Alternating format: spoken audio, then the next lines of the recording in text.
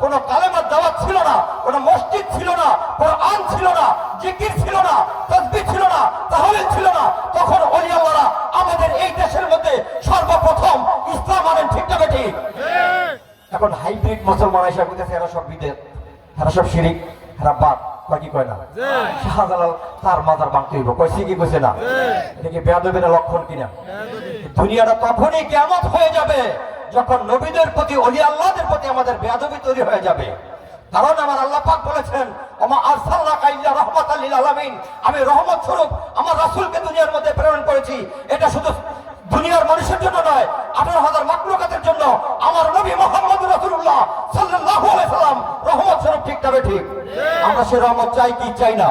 ইন্নাল্লাহা ওয়া মালাইকাতাহু সাল্লুনা আলান নবী ইয়া আইয়ুহাল্লাযীনা আমানু সাল্লু আলাইহি ওয়া সাল্লিমু তাসলিমা। আমার আল্লাহ বলেন, আমি সর্বক্ষণ